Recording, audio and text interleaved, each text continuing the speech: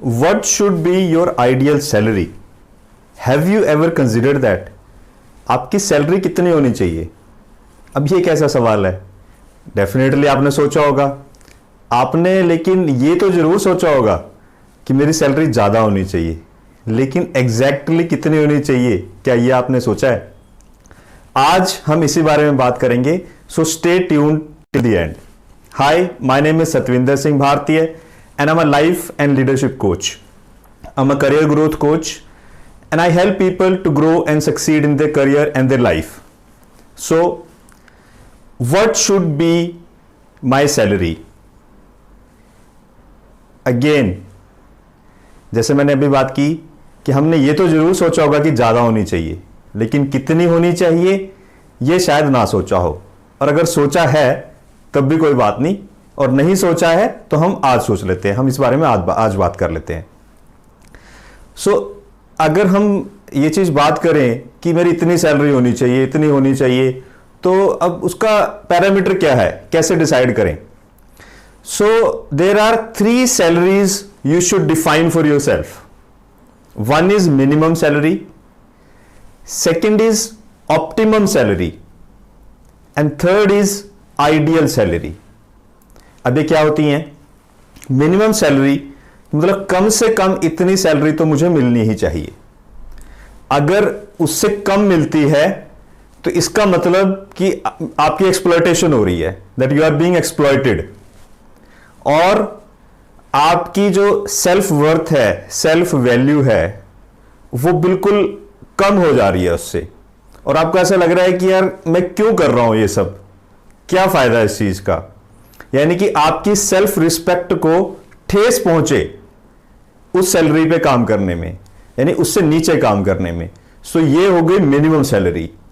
तो minimum salary के बाद आती है, हम तीसरी की पहले बात करते हैं, उसकी जो बीच में आती है उसके बारे में बाद में बात करते हैं, आइडियल सैलरी। आइडियल सैलरी क्या है?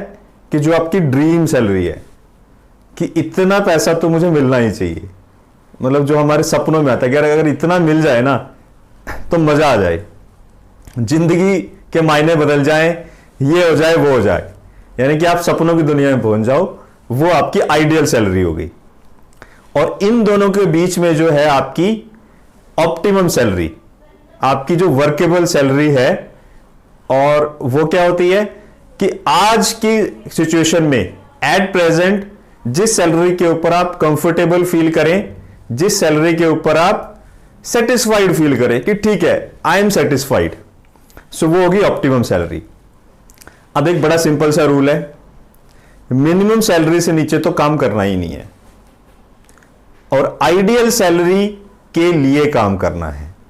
जो भी प्लान बनाने हैं हम वो अपनी आइडियल सैलरी के लिए बनाएंगे, और ऑप्टिमम सैलरी कि उसके ऊपर कि एट प्रेजेंट आज की तारीख में मुझे काम करते हुए ओके है, मतलब कोई गिला शिकवा नहीं है। तो अब इससे क्या हो गया, हमने 3 जब सैलरीज डिफाइन कर ली तो हमने अपने लिए एक बेंचमार्क सेट कर लिया कि इससे नीचे मैं जाऊंगा नहीं, ये मुझे अचीव करनी है, और आज मैं इतनी पे सेटिस्फाइड हूं।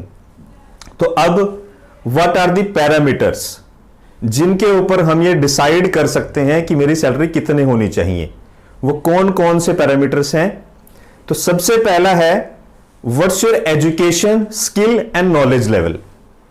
अब education, skills and knowledge level के ऊपर आपको आज ये देखना है कि मेरी एजुकेशन कितनी है, नॉलेज कितनी है, और अकॉर्डिंगली उसके अकॉर्डिंगली मेरी तीनों सैलरीज कितनी होनी चाहिए। अब एजुकेशन एक चीज है, मैं समझता हूं कि ज्यादातर लोग इसको एक अपना लिमिटिंग बिलीव बना लेते हैं कि मेरी एजुकेशन कम है, तो एजुकेशन से ज्यादा इंपॉर्टेंस मैं देता हूं नॉलेज को और स्किल्स को। अगर आपकी नॉलेज और स्किल्स ज्यादा हैं तो एजुकेशन इतनी मैटर नहीं करती, बिकॉज एजुकेशन भी तो हम नॉलेज और स्किल्स के लिए ही करते हैं। So that is first parameter. What is second parameter? कि आपका एक्सपीरियंस कितना है और आप किस इंडस्ट्री में काम कर रहे हैं। अगर आप फ्रेशर हैं तो आपका माइंडसेट अलग होगा। 5 साल एक्सपीरियंस है, 10 साल का एक्सपीरियंस है, 15, 20, 25 साल का एक्सपीरियंस है, सो वो फैक्टर एक हमें कंसिडर करना पड़ता है। और दूसरा कि किस तरह की इंडस्ट्री में हम काम कर रहे हैं, उस इंडस्ट्री की नॉर्म्स क्या है सैलरी के। फॉर एग्जांपल आईटी इंडस्ट्री में टोटली डिफरेंट है, मैकेनिकल इंडस्ट्री में it's still different, textile industry हो गई या जिस तरह की भी अलग अलग एफएमसीजी इंडस्ट्रीज होगी उसके अलग अलग पैरामीटर्स हैं। तो दूसरा फैक्टर हमें यह कंसिडर करना है कि हमारा एक्सपीरियंस कितना है और हम किस इंडस्ट्री में काम कर रहे हैं, तो उसके अकॉर्डिंगली ये तीनों सैलरीज कितनी होनी चाहिए। तीसरा फैक्टर कि आप जो काम कर रहे हैं, जो आपकी जॉब रिस्पॉन्सिबिलिटी है वो कितनी वैल्यूएबल है, कंपनी के लिए कितनी वैल्यूएबल है, कितना वैल्यू एडिशन आप उस जॉब को करने से कर रहे हो, उसकी कीमत क्या है। क्या वो ज़्यादा वैल्यू का काम ही नहीं है तो सीधी सीधी बात है कि आपकी सैलरी अच्छी होगी नहीं।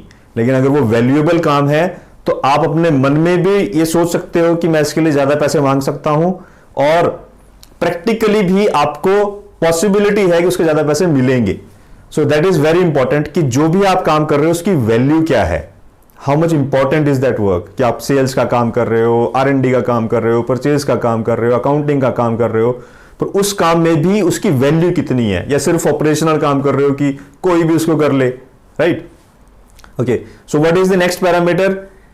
नेक्स्ट जो है कि हमारे आज के खर्चे कितने हैं, what's your personal expenditure, what's your family expenditure, आपकी EMIs कितनी चल रही हैं। क्योंकि देखो at the end of the day वो सबसे इंपॉर्टेंट चीज आ जाती है।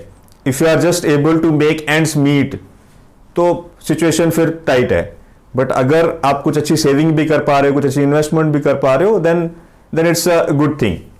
सो हमें वो भी कंसिडर करना है कि आप अपने होम टाउन में रह रहे हो, दूर रह रहे हो, आपका रेंट कितना है एंड ऑल दैट। अच्छा, ये हो गया।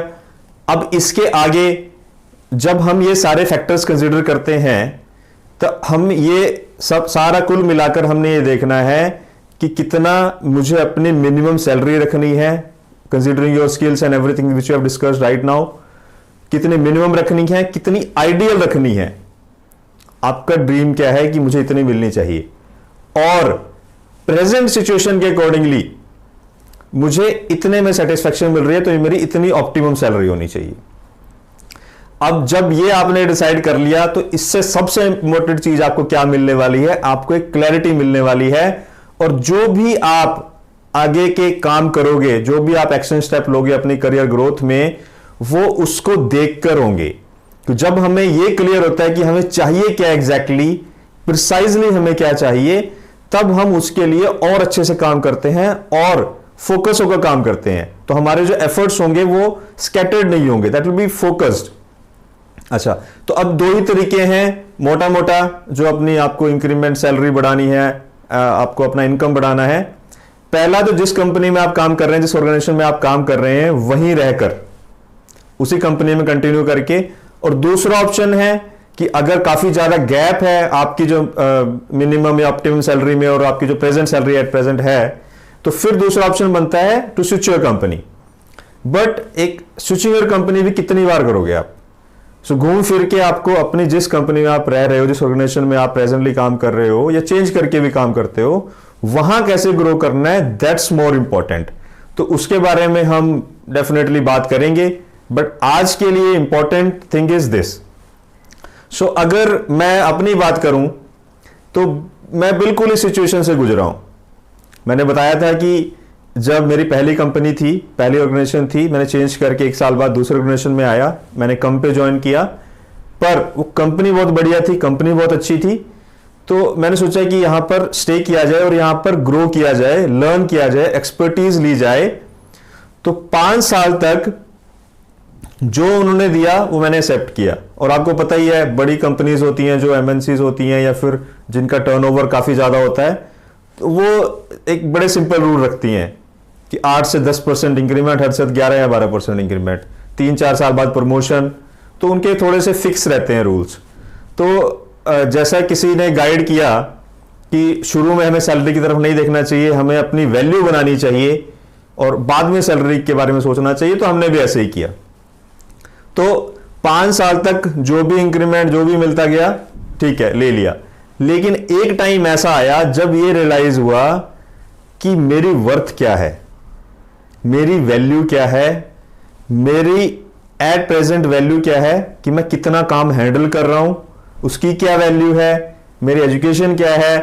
तो मुझे अचानक से एकदम से ये फीलिंग आई कि मैं अपने साथ अनजस्टिस कर रहा हूं, I am not doing justice with my self. और मुझे ये चीज फील हुई कि क्या मेरी इतनी ही वैल्यू है, and I was like no. So that at that time it came to my mind, I got this observation कि मैं अपनी मिनिमम जो मेरी सैलरी है जो होनी चाहिए मेरे अकॉर्डिंग, मैं उससे भी नीचे काम कर रहा हूं। Then I took a decision, पहले मैंने एफर्ट्स किए कि उसी कंपनी में ग्रो किया जाए, और फिर जब वो एफर्ट्स ज्यादा कामयाब नहीं हुए, then I made a decision. उसके बारे में कभी और बात करेंगे। तो मोटी सी बात है कि सबसे पहले आप बैठिए ठंडे दिमाग से, 15-20 मिनट या आधा घंटा लगाइए और ये सोचिए कि ये मेरी मिनिमम, ऑप्टिमम और आइडियल सैलरी होनी चाहिए। और अगर ज्यादा कोई कैलकुलेशन या चीज काम नहीं कर पा रही है, आप ज्यादा नहीं सोच पा रहे हैं, तो गो विद योर गट। जो आपकी गट फीलिंग हो उससे आप 3 ये सैलरीज अपनी डिफाइन कर लीजिए। मैं आपको इसे एक सिंपल बात कहता हूं, आप ये करके देखिए, it will bring a magic, because आपका mind and subconscious mind automatically उस चीज के लिए काम करने लग जाएगा, राइट। सो स्टे ट्यून्ड, हम आगे भी बहुत सारी बातें करने वाले हैं कि कैसे अपनी जॉब में ग्रो किया जाए, क्योंकि सैलरी तो एक पार्ट हो गया, 1-2 वीडियो में इसके बारे में और बना दूंगा, बट उसके बाद जो और इंपॉर्टेंट चीजें हैं जिनसे इनडायरेक्टली आपकी इंक्रीमेंट, सैलरी, प्रमोशन, ग्रोथ के ऊपर फर्क पड़ता है, हम उसके बारे में बात करते रहेंगे। So stay connected, I will be sharing a link with this video, और उस लिंक में आपको सारे मेरे प्रोफाइल्स मिल जाएंगे, सारे सोशल मीडिया हैंडल्स मिल जाएंगे। यूट्यूब को आप जरूर सब्सक्राइब कीजिएगा, पुराने वीडियो भी वहां मिल जाएंगे। फेसबुक ग्रुप में आप ज्वाइन कीजिए, फेसबुक पेज लाइक कीजिए, इंस्टाग्राम, लिंक्डइन, जो भी आजकल चल रहा है, और इतने सारे सोशल मीडिया हैंडल हो गए हैं कि बंदा परेशान हो जाता है। चले कोई बात नहीं। So stay connected, stay tuned, get in touch and grow at your job, succeed at your job, grow at your life, be happy, all the best. Thank you.